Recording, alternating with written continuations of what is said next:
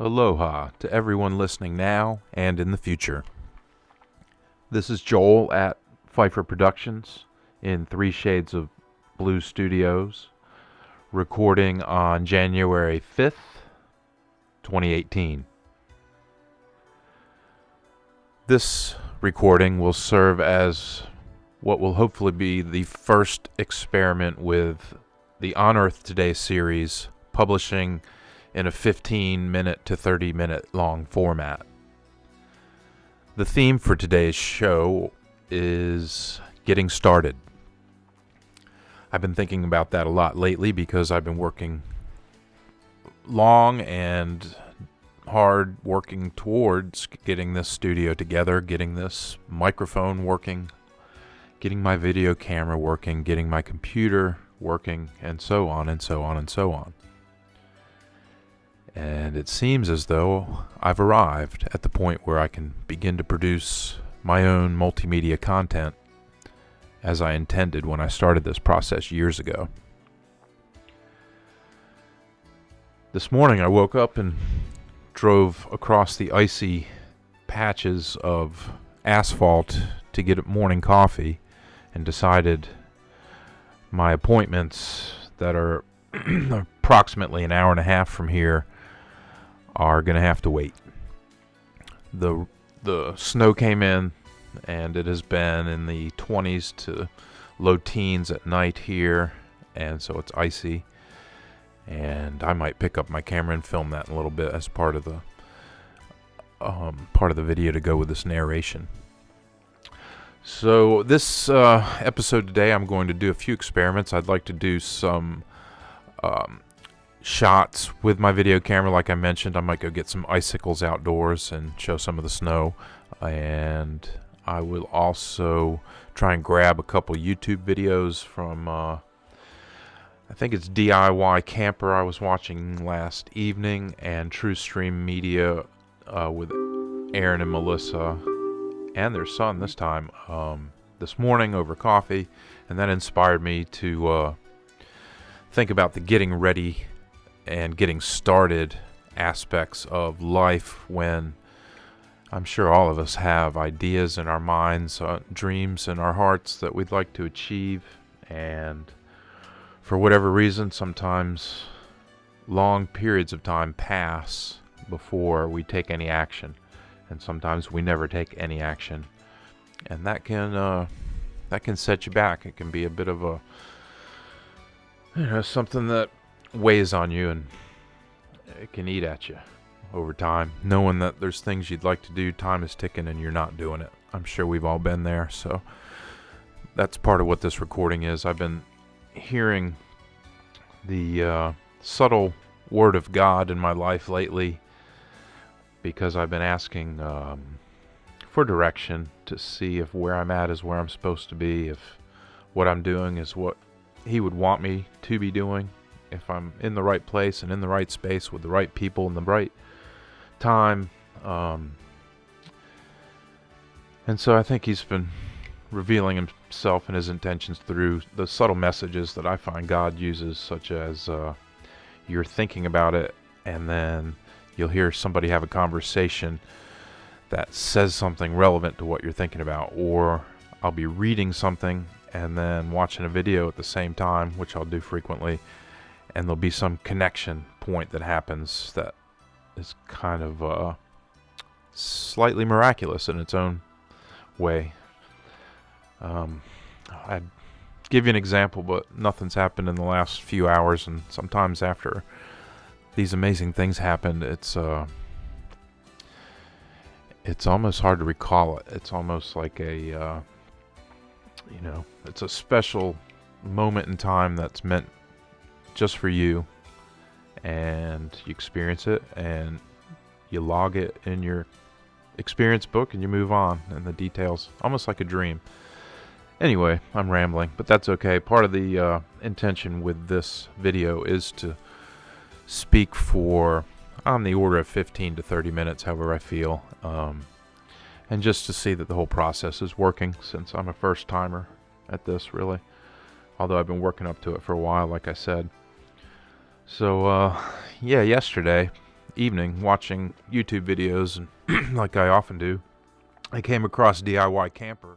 That now that we're into 2018, if there's anything that you want to do or something you've been wanting to do for a long time to get accomplished, or you got a goal, or there's just you want to do traveling, or you want to fall in love, or whatever it is that you've been wanting to do, I just wanted to say, make this the year to make it happen, guys. Life is short. Make it happen this year. Try to stay positive, even though there's a bunch of crap going on in the world. Threats from North Korea, weather modification, poison in our food and waterways, all the stuff you guys are aware of, all the natural catastrophes and man-made catastrophes. Just try not to absorb too much of it. Try to find a happy balance in your life. Make the most out of what you got. Be thankful for what you have. Give thanks to our Creator.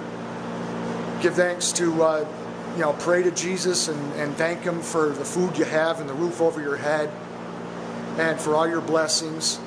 And just make this the year that, say, screw it. I'm gonna do whatever it is I've been putting on the back burner or on a shelf, and I'm just gonna make it happen this year. That's what I'm gonna do.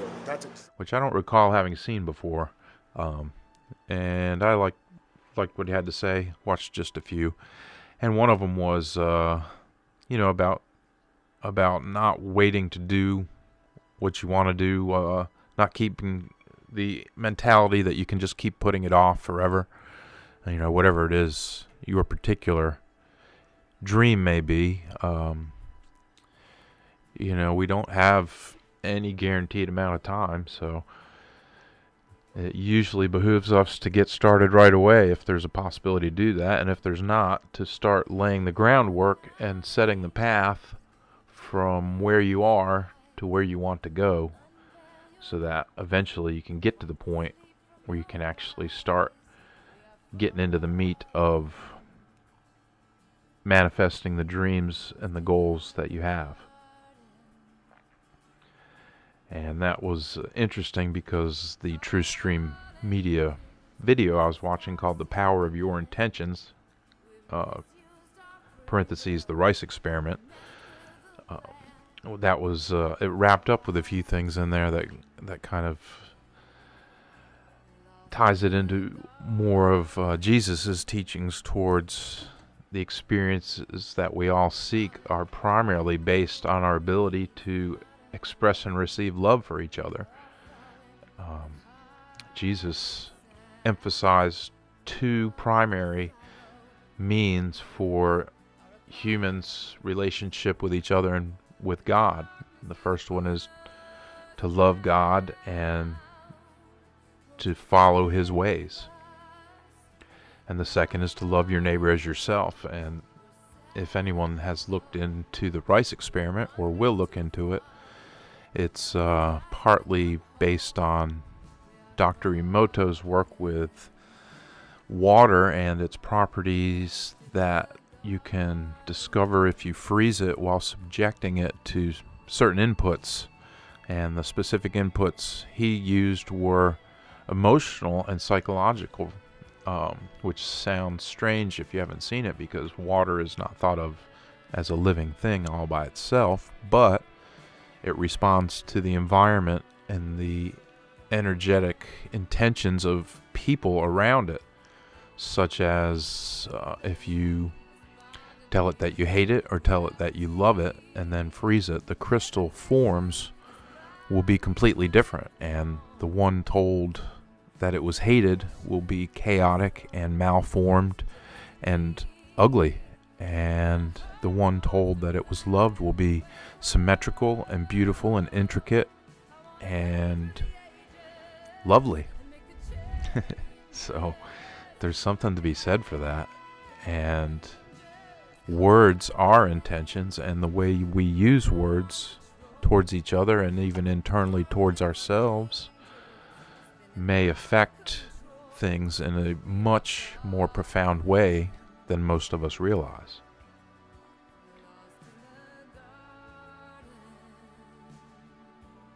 That includes our food and our drink, of course. If you think about the properties of water, the primary ingredient in all food and beverage is water. And the way it's treated when it's used to cook or used to even make coffee might have more effects than people really realize. I've even seen research that indicated water that received certain monotone frequencies would change properties and become more salubrious or healthful. It would have beneficial properties that would keep people healthier or help them reduce being sick. So that's pretty interesting.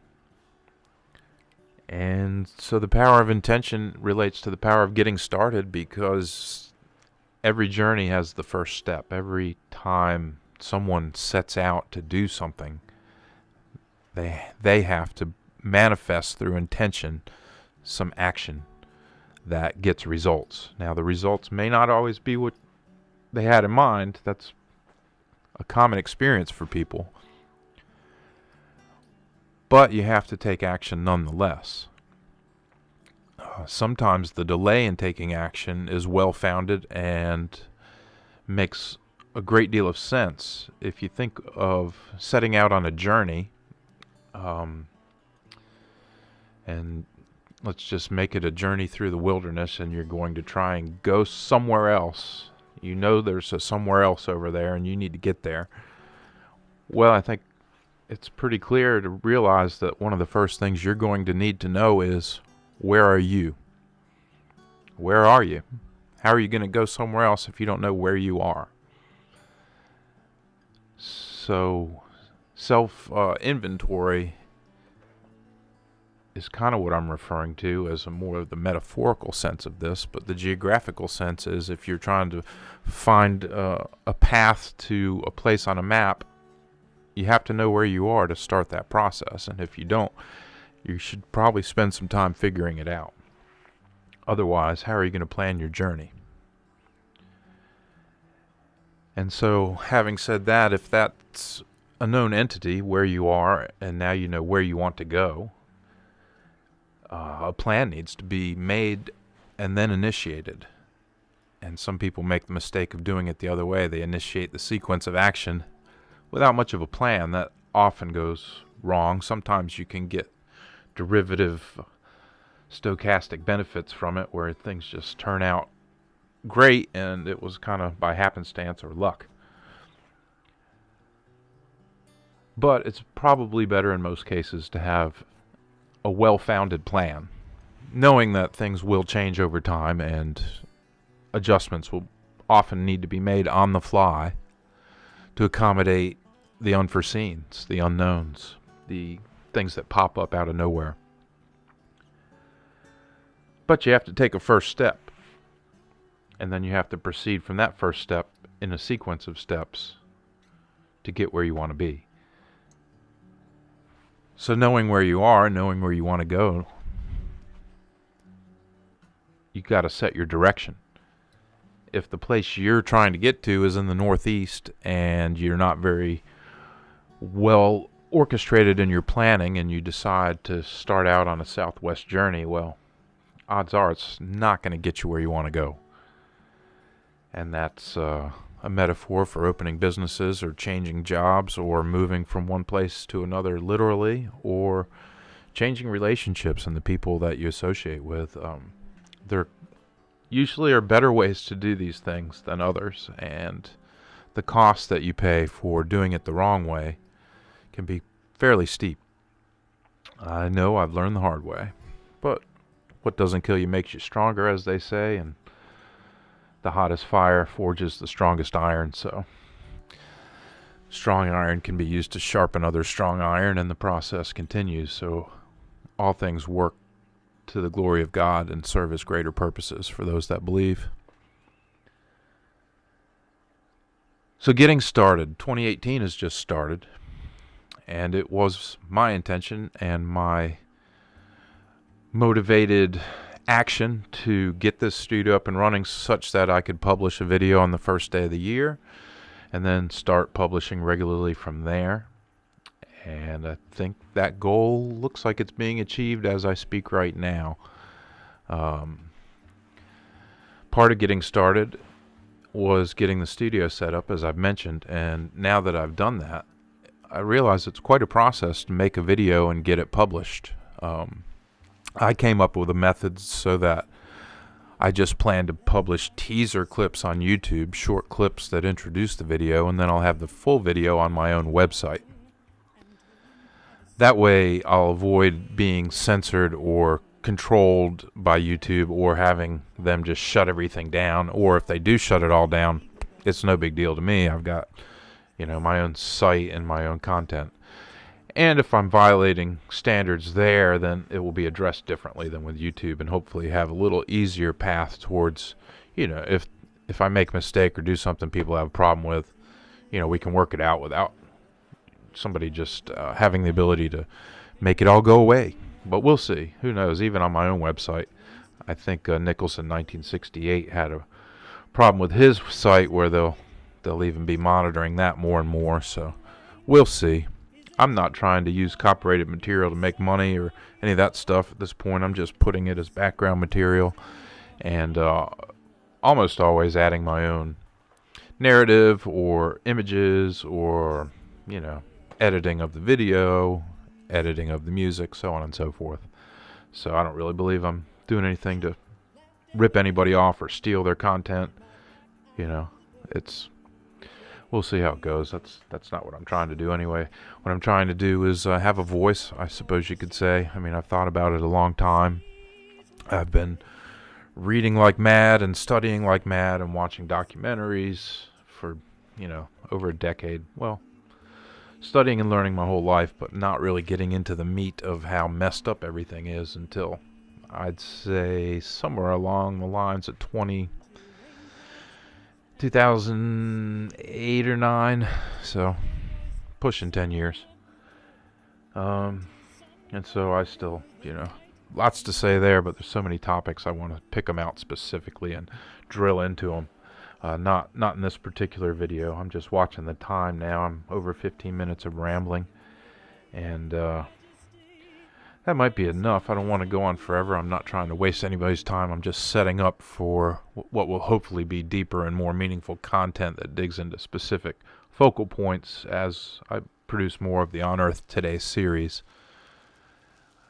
But I'm just talking about getting started here. So making these videos, it takes a fair amount of effort, and the first thing, I guess, if I use my own video, I'll shoot it with my camera, and then sometimes that will have good audio with it, sometimes not, and then you bring it into Final Cut Pro, or some video editing software, and then you start hacking on it, cutting it up, splicing it up, putting in effects, filters, so on and so forth. And then that can be quite a process. Once you get all that done and you get your audio straight and you check it all, then you publish it as what I usually do, a high quality QuickTime movie, which ends up being a big file, gigabytes of data. Then I have to run that through a compression software to put it out as more of a web friendly format, like a H.264 or something. And then now, at this point in time, early January 2018, there is a new web standard that's been kind of forced by the Google people and the browser makers. They're getting away from Flash, which I've used a lot and really like, and they're forcing QuickTime out, the .mov files, and they've decided to try a WebM, .webm format, WebM, and that's the new way to do it. And then you have to put an HTML5 code in order to set it up properly, and I just had to teach myself to do all that. So that means you're creating basically 3 movie files to start with, and then you have to upload the 2 movie files to the website, put in the code to link that up, publish the page. That's on Pfeiffer Productions. And then I'll have to go back and make a 1 minute or less intro clip, publish that out, send that over to YouTube, publish it to the YouTube site, and there you go. So it takes a while. It's a real effort. I enjoy it, but you got to have the time to do it because it takes some time. You can expect that,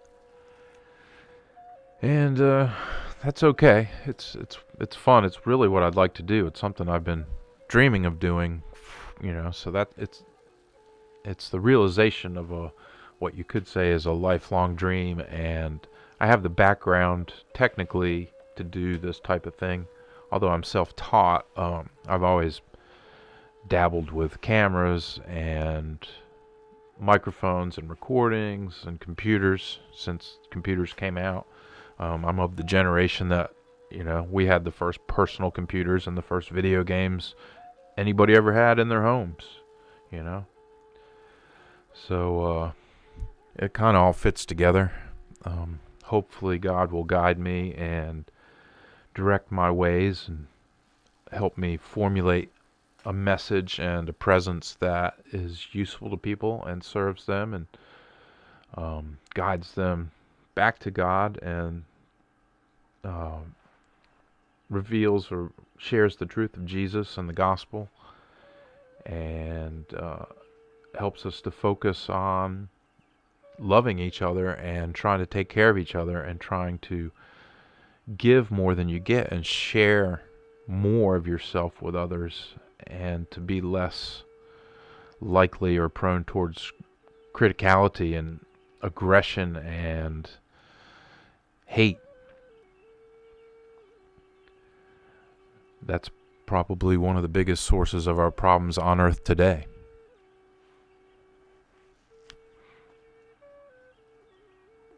So if we can learn to love each other, if you picture a scenario anywhere on earth where people have gathered, if everyone's intention was to love each other and to look out for each other and to provide for each other, then there really wouldn't be any problems. There's a possibility that there are people that do not have that in them. That's sad, but from what I've seen, it could be true. That being said, even some of the most seemingly heartless and cruel people that I've either encountered personally or learned about through my research do seem to have genuinely caring and human moments where there's love and there's caring and compassion towards someone. It might not be something they can manifest towards everyone, or at least they haven't learned to do that, but for most people it's in there somewhere. And it's not dead in anyone if you have it, even if it's dormant. I think it's in everybody. And if it's not in them, then maybe they're not really human. That could be a distinguishing line, a hard stop.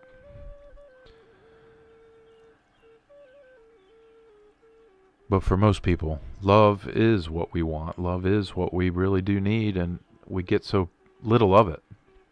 It's no wonder that there's so much sickness and depression and pill popping and hedonistic, reckless, abandoned search for meaningless happiness.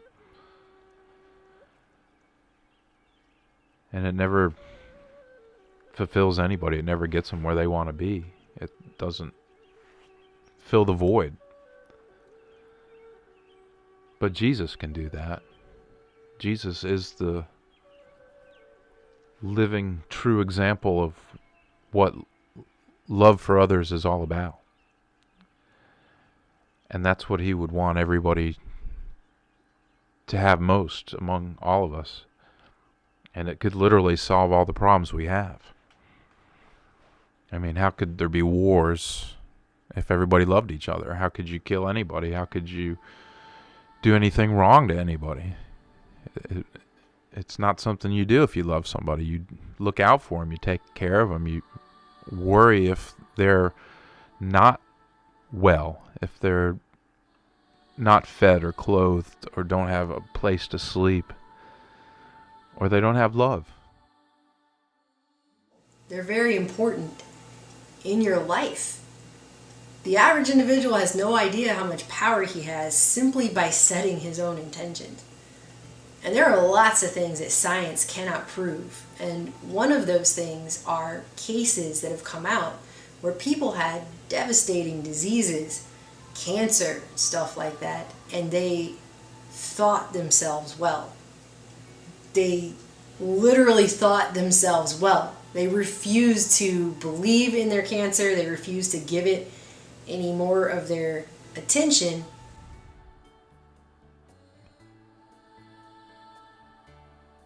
So if we could get there, the world would change overnight. And the message of Jesus and the gospel is the only message I've ever found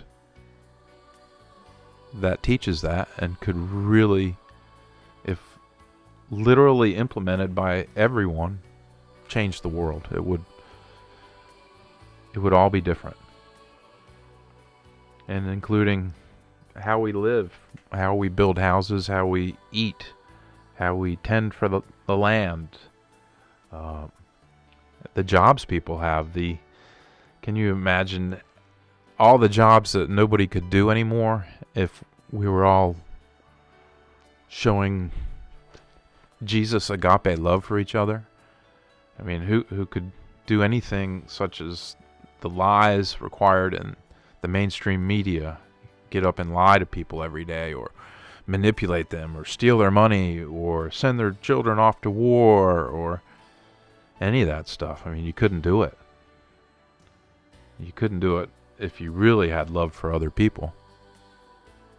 It's the love of self. It's the do what thou wilt love of self that allows people to convince themselves to do things like be a talking head for the mainstream media and lie to people every night, or make corporate decisions, board member type decisions to put poisons in people or sell them things that are going to be ultimately harmful to them, so that you can keep your bottom line sound and make sure you show growth in the fourth quarter and all that garbage.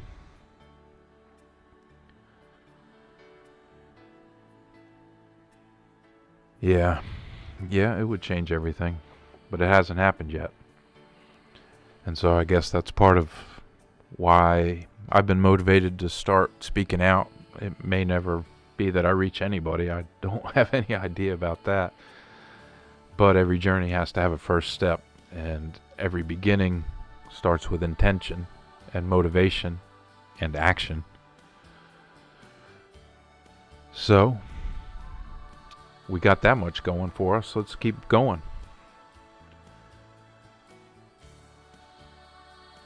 You know, there's a lot of problems in the world, and everybody that I listen to on YouTube who tries to speak truth to power and shed light on the darkness, they realize there's so many problems, and there's many areas with deep problems. It's almost so overwhelming that there are times you don't even know what to look at next, because there's just more rabbit holes to the right, more rabbit holes to the left, and they're all super deep, and they connect underground in ways you can't even see. And so you start digging over here and find something about the Bilderbergs, and then you start digging over here and you find something about the Federal Reserve, and then you go back in time and you found the War of 1812 was part of it. And like, well, nobody even mentioned the War of 1812 very much. Okay. Oh no, that was big. There was a banking thing. Pretty much solidified their complete takeover of the country after selling people the idea in the American Revolution that the Americans won. Meanwhile, the British soldiers didn't go anywhere. So usually if you win, the other guys, you're like your enemies, you guys got to leave. But no, not with the British, not so much. But anyway, as Richie from Boston would say, I do digress. And we're hitting almost a 28-minute mark. This footage will be over in about 2 or 3 minutes, so I guess I'll ramble on till the end. This is my Santa Fe footage. Looks like I got it marked down as November 23rd of 2002. I was in Santa Fe. It was a great trip. I really enjoyed it. Santa Fe had a special charm all its own, but I guess like everywhere, there's plenty of little evil pockets in New Mexico too. And I've got an idea. I'd like to get out to Four Corners someday, where the states meet in a plus mark symbol. It's called Four Corners. I think what is it? Arizona, New Mexico, Colorado, and geography not so good.